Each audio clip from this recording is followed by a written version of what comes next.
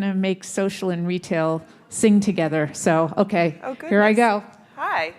Thank you for that kind introduction. And what a delight to follow such an interesting panel of people who not only were so self-conscious about their use of buzzwords, which I often am, and I promise you will inadvertently use several as I stand here, but also to have so many things brought up as conversations, whether around ROI or content or engagement or whatever they are, where I felt like, ooh, I want to participate in that conversation. So it's a privilege to be here as a kind of a brand owner, talking about how Macy's is using social media to connect with our customers. Now, I would argue that when we're connecting with our customers, the idea of being social is something that Facebook didn't initiate for them. Our customers are generally, in our marketing target, women 25 to 54.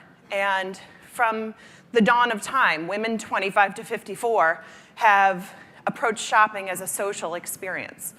Whether it was in a marketplace in the middle of a town, whether it was, with the birth of the internet, starting to think about the things they were sharing and talking. We did not invent our customer walking into our store, taking a picture of a beautiful pair of shoes and texting it to her friend. That's something that has been happening whether we built a Facebook community around it or not. So we've been working really hard to try and figure out where we insert ourselves in that conversation as Macy's. Another few anecdotes about the Macy's core customer. She is a representative sample of the total US population. Macy's does business in the top 50, of the top 60 DMAs, we do business in 58 of them. And in those DMAs, 70% of people who live in those markets come to Macy's at least once a year. So for us, the challenge is not so much about using social media or any media platform when we're talking about our core customer to acquire new customers. It's about creating the conversation and driving purchases with customers we already have. The one exception are millennials, who elude most of us. And it was interesting, the comment about that the last panel ended on about Facebook being increasingly irrelevant to millennials and Gen Z after them. And so as much as we are thinking about Facebook as the hub of a lot of what we're doing, Twitter as a complement to it, pushing ourselves to experiment on platforms that I can even barely articulate or pronounce, like Wanilo and Keek and Feed and all of these ones that are entirely new to me, but trying to figure out where Macy's belongs there as well. So getting back to this notion of shopping as a form of social activation from the dawn of time, this is a little continuum here of some things Macy's has been doing that have become social content for us over time. 1858 was when Roland H. Macy opened his first store down on 14th Street. And in 1902, we moved up to the Herald Square flagship. If you've shopped in that store any time in the last 20 or 30 years, it's an experiment of people being social with one another, and apologies, sometimes our sales associates not being as social as they could be, but we're under renovation now, and part of what we're baking into that flagship experience is the awareness that our store is a place where the most relevant conversations about shopping and our brand are taking place. So thinking about what the store environment is about. We're also very fortunate as a social media team that in 1926, our predecessors had the foresight to start a little parade. It started out as a parade that was for employees celebrating the Christmas holiday, kicking it off. And this has exploded. In 1948, we took our broadcast of the parade national with NBC, and that's when the Macy's brand became something that was much bigger than what was happening in New York and starting to happen in San Francisco, and put us into the national landscape. Now, I keep an ear out, as I'm sure you will now too, the number of people who call it the Macy's Day Parade and kind of drop Thanksgiving out of it altogether. And we're not encouraging that necessarily, but it's something, I think when you're dealing with 140 characters, when it's the Macy's Day Parade, we're conscious of those extra words. The fireworks now that take place in New York and are also broadcast on NBC become a great event for us is a piece of content that we develop. And then over the last 5 years or so, we have been developing considerably more content that our customers and our fans want to talk with us about. So the first on the stack here is our integration into Dancing with the Stars, the Macy Stars of Dance. That idea of branded entertainment integration is something we're exploring. We're also building it ourselves. So the middle shot here is a property called Yes, Virginia that airs on CBS before the holidays. It's the story of a little girl who's written a letter asking about whether Santa is in fact real and is now at the core of our Believe campaign in the fourth quarter. And then Fashion Star, which just concluded last week, is a show where we are so deeply integrated as a Macy's and also Saks and Express this season, integrated into the show, where not only are the contestants who are designing products selling them to a representative from Macy's on the show, but viewers can buy that product in real time at the minute that it airs and the buy is made. And so this idea of something that is content related turning into commerce immediately, and all of that enabled by digital platforms, is something that we're playing around with quite a bit. At its heart, as many of you are playing around with this, is the quality of the content that we have to talk about, the quality of the stories.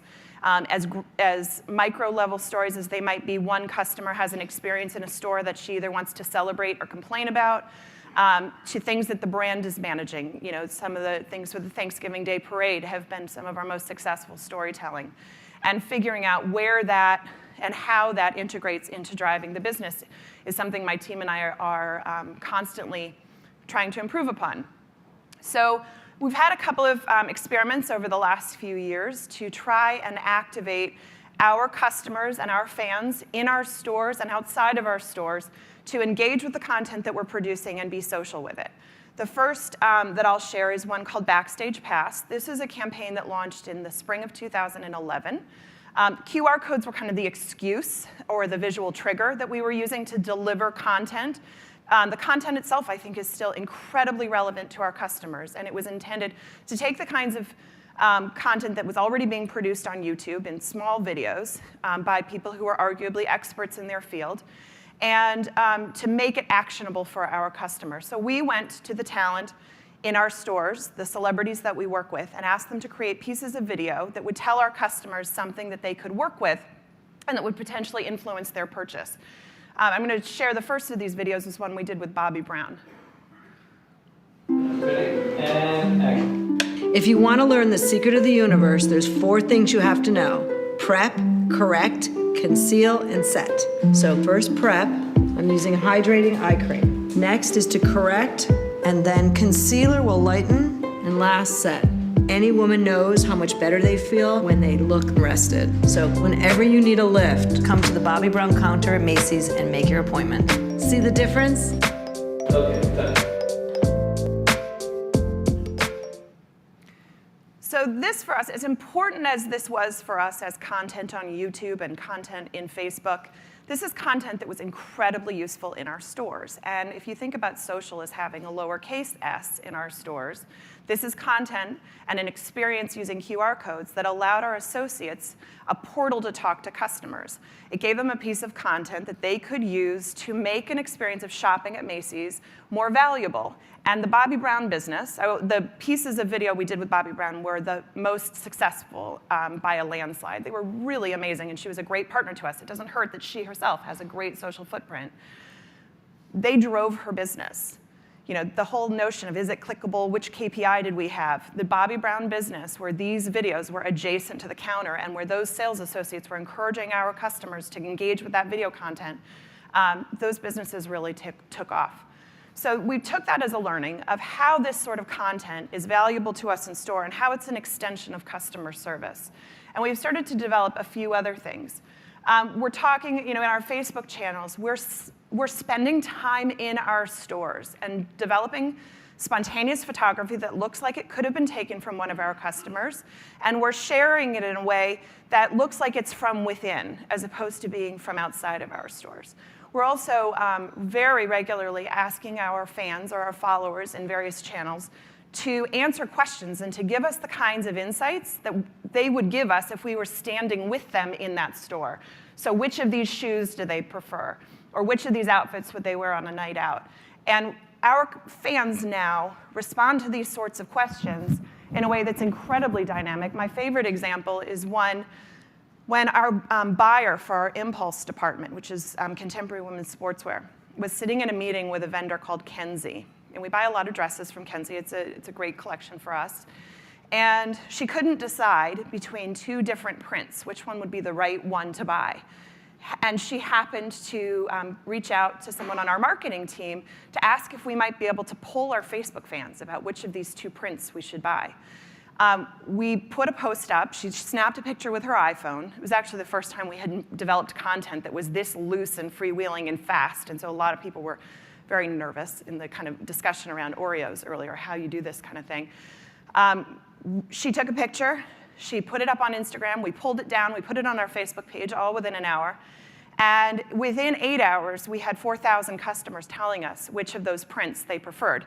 Now, they preferred them equally. So that didn't necessarily solve the dress buying problem, but it did give us this great point of contact with our customers where we were able to really sincerely engage them, create content around something that had that buyer been sitting with our customers, she would have asked them that question in person. Another great example I'll share is of working with Clinton Kelly. We developed a program with him a couple of years ago, have done a number of different in-store events, and $1 Million Makeover was one of the first big things we did in the Facebook space to activate our fans, and that people could come on, enter the opportunity for $1 Million Makeover with Clinton Kelly. It's as simple and straightforward as it sounds. This was really what kind of launched our growth in the early stages of building a Facebook community, and I'm proud to say that the fans that we picked up as a function of this were our customers. They were the kinds of fans, and they remain in Facebook for us. People who shop in our stores. They are people in the United States. They're women. They're exactly where we want them to be. And I think focusing on pieces of content like this with Clinton were part of what reflected our brand and our stubbornness to really develop things like this. Now, the thing with $1 Million Makeover is that there was one winner, and it was a program that lasted only for about 3 months. Well, Clinton is someone who is incredibly charismatic, who our customers want to have a relationship with on an ongoing basis, and we didn't want it to just be a stunt. We wanted there to be an ongoing conversation, because we knew that would ultimately be more effective in driving the business. So a couple of weeks ago, we launched a new idea with Clinton. It's called Help Me Clinton, and is the notion, as we're in soft launch mode, of giving our customers and our fans the ability to ask Clinton Kelly a question anytime, anywhere, from within our stores, certainly when they're at home browsing on things online. And all they have to do is use hashtag #HelpMeClinton. Now, we're not splitting hairs. We don't tell them that the hashtag really doesn't mean anything on Facebook, but our social listening team knows to keep an ear out. We know that we need to train them on the hashtag, and that we will listen for them in every social channel that's available to them for questions for Clinton. So the next piece of video kind of introduces, and the caveat here is our customers, they know what Twitter is. They are voyeurs on Twitter, if anything. So we knew that there was a great opportunity for us to first educate them about what the heck Twitter was in order to enable this engagement. So the next piece of video is what we've created to help do that. Hi everyone, if you haven't already heard, Macy's and I are teaming up to answer all your fashion and lifestyle questions with Help Me Clinton. Ask me anything. Just post your questions on Twitter and my team of experts will get back to you. You might even get a personal answer from yours truly. So Twitter, if you're not already on it, trust me, it's awesome. You get up-to-the-moment news and tips from me or anyone you follow, and I want all of my fabulous favorites to be the first to get the lowdown on what's happening at Macy's. So let's do this. First, go to twitter.com and pick a cool name. That's what's going to be what's called your Twitter handle. Pick a top secret password and boom, you're in. Now, go to the search bar and type Macy's. See that big blue button? Hit follow, and you're one step closer to being BFFs with moi. By following Macy's, you'll now receive updates or tweets they send out, and you can write your own tweets too, of course. Click the square button in the corner and start typing. But remember, you've only got 140 characters, so choose your words wisely. Now, this is where it gets fun. If you have a fashion or lifestyle question for me, tweet your questions to @Macy's and include hashtag #HelpMeClinton so I can keep track of your queries. Okay, boys and girls, it's time to tweet. Hi, Mom. I'm at Macy's helping my fans get fabulous through Help Me Clinton. Here's that lesson on how to use Twitter you wanted. And there you have it. Until next time, stay fabulous, friends. So, this type of education and service for us starts to be the extension of what we're offering our customers that I think our competitors are not.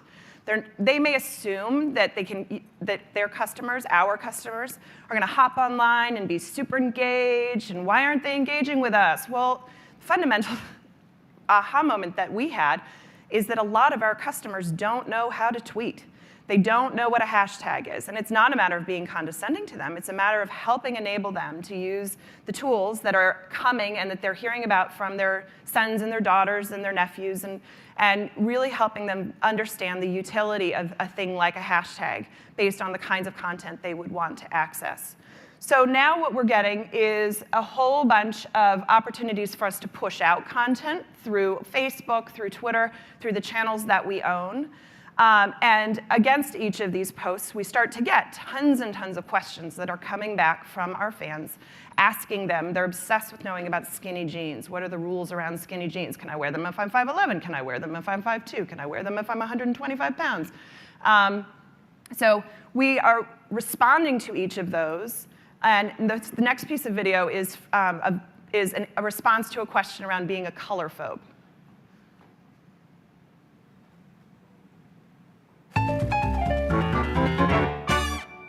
I'm very neutral. Whites, blacks, Okay. browns, grays. Yeah, I know. No, that's a yawn. And I'll throw in a red. Like, that's my color. Black, white, and red that's your color palette?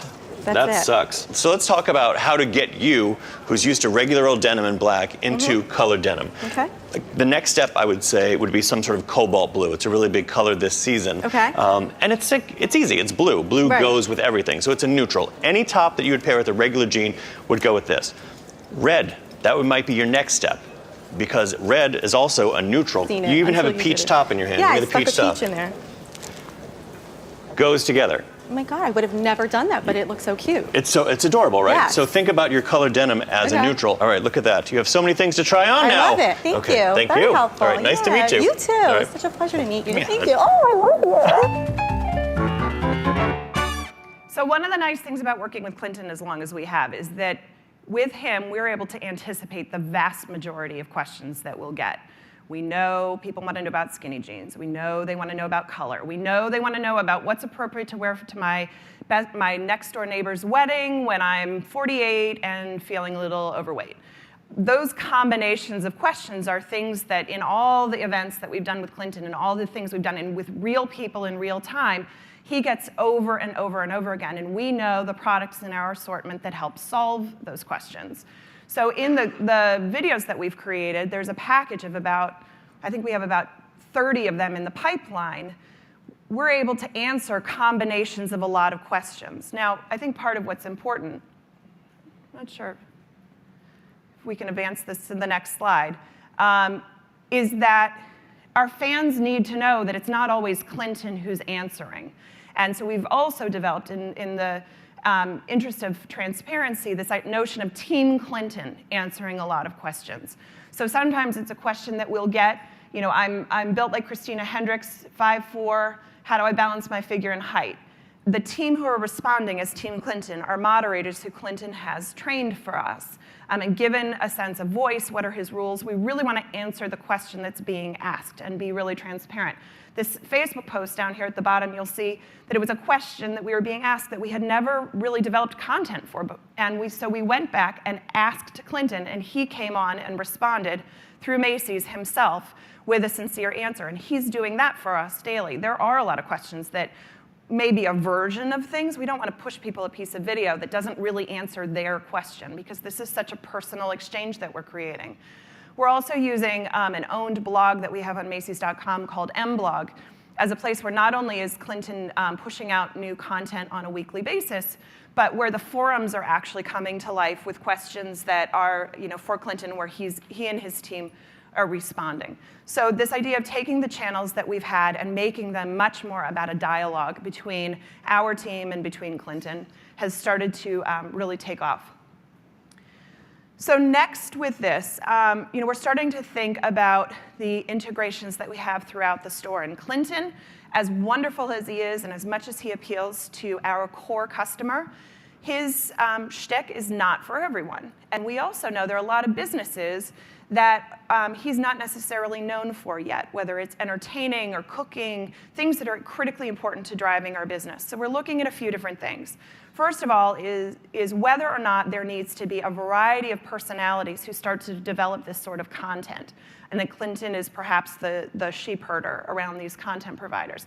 Secondly, is thinking about the pieces of content that he can hand off to someone else to help drive other parts of the business. So the last video I'm going to share is one that we produced not only with Clinton, but with a pastry chef named Johnny Iuzzini, who's part of our culinary council.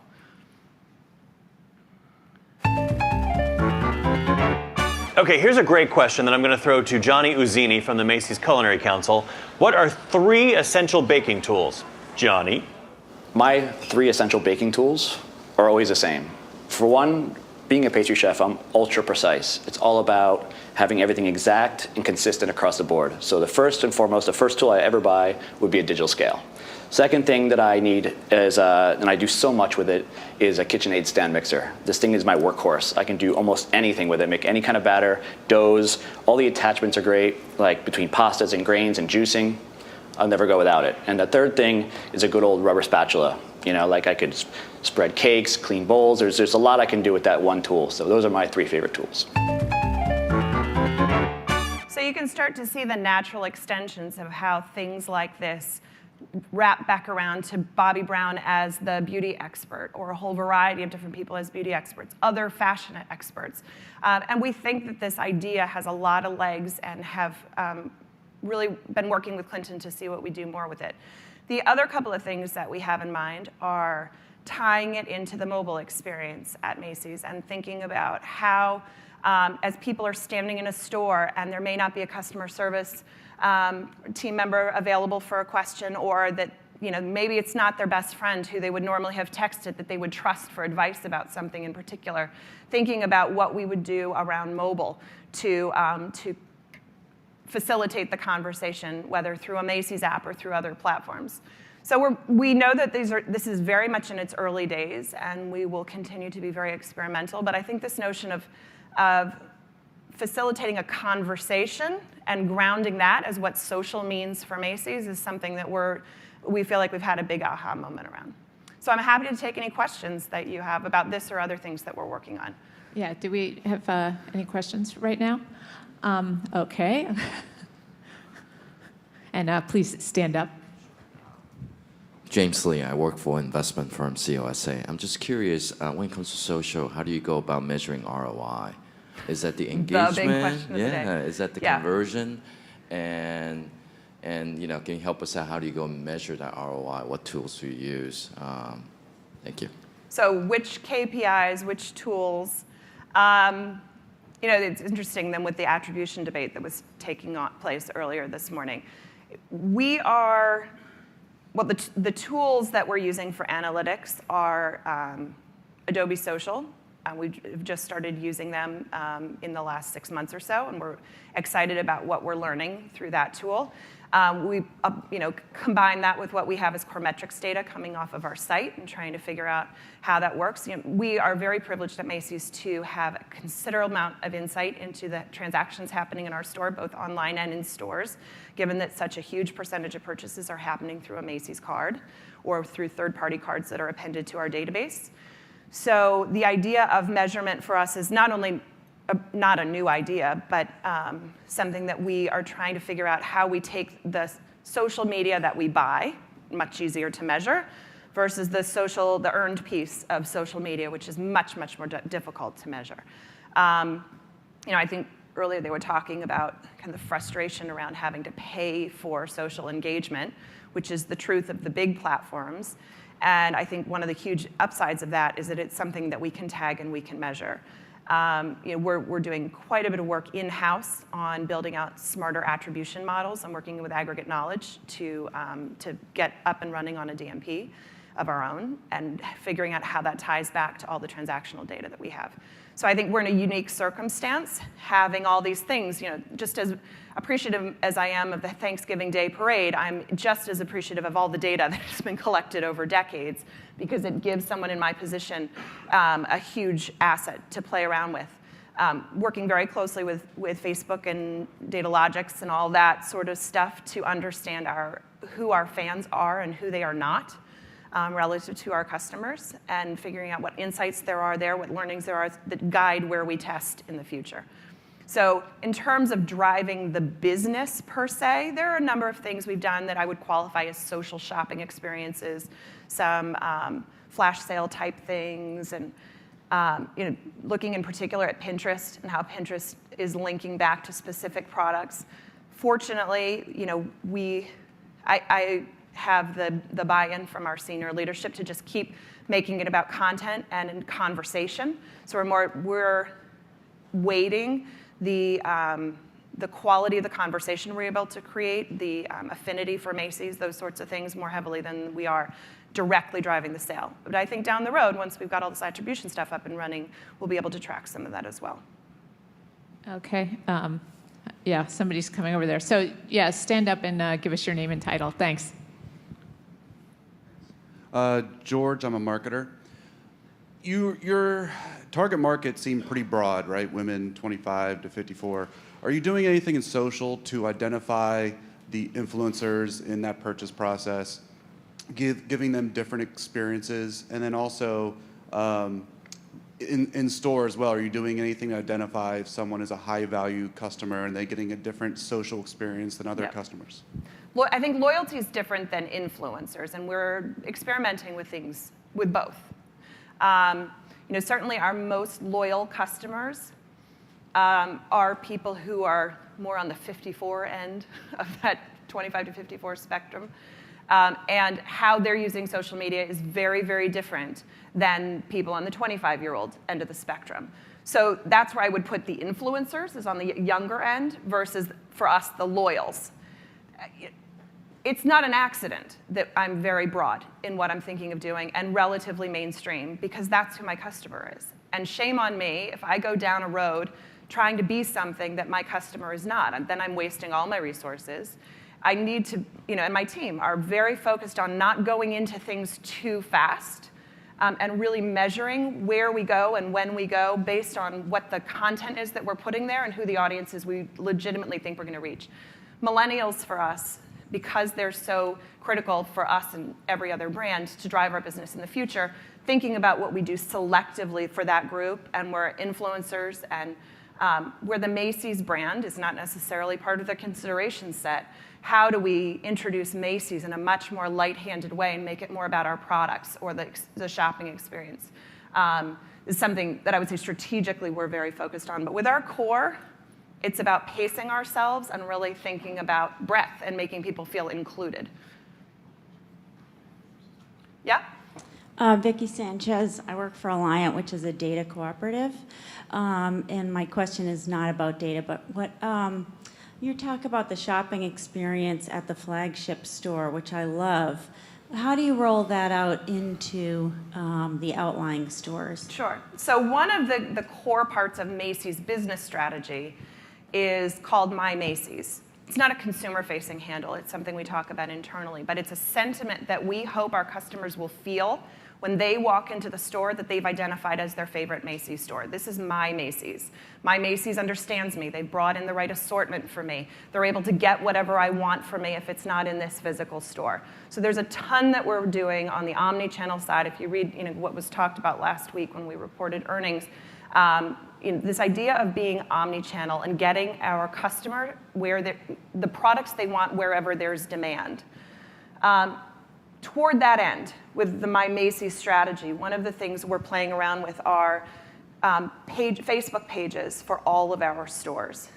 We are doing publishing on about 100 of them and creating a community that is built by the stores. So the store managers have designated a person in every store who are creating the publishing and who are driving that newsfeed as a complement to what we're doing on a national scale. There's a store called Firewheel Town Center in Texas that has, at the time that we took a snapshot of what they were doing, we were in test mode last fall, they had something like 50 fans. They were getting 25 people to engage with their content every time they published. And so 25 people, who wants 25 people? When it's 50% engagement, you pay attention to 50% engagement. So thinking about how we define what success is and moderating the quantity versus the quality of, or the percentage of, and where the relationship's coming, we feel like there's something to this local thing. We haven't entirely figured it out. I don't think any retailer who has launched local pages has figured it out entirely, because it has to be sincere that it's local in order for it to provide a complement to what would be national. And I think we're going to certainly stick to playing around there and put more investment toward the type of publishing and the quality of publishing we have there.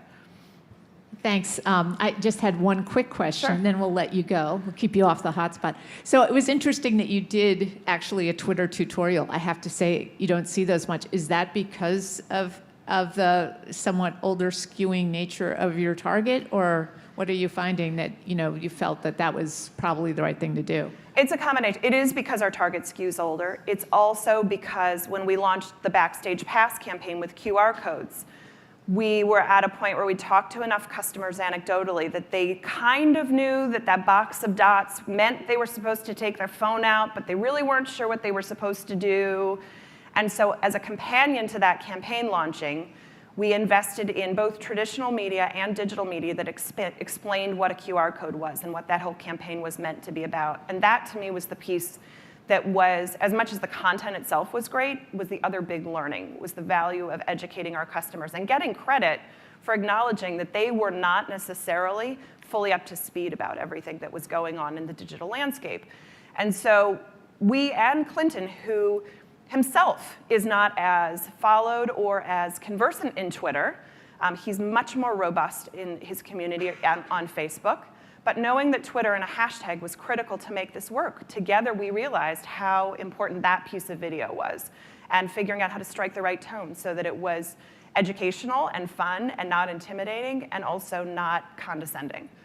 Yeah, no, it's just interesting because I've noticed that, the regular people that I hang out with at home, none of whom are in this room, by the way, I mean, by and large, they're just not on Twitter. And yeah, they are slightly older skewing. So I guess the real lesson is don't overassume that your audience is tech savvy and that, it never hurts to. Or that they don't want to be. And Yeah. I think there's also, if they're not, then it's the next assumption is so often, and they don't want to be. Mm-hmm. I think it's about embrace, at least for us, because that's who our customer is, embracing people and making them feel included, and feeling like this is just a new way to have a conversation with us.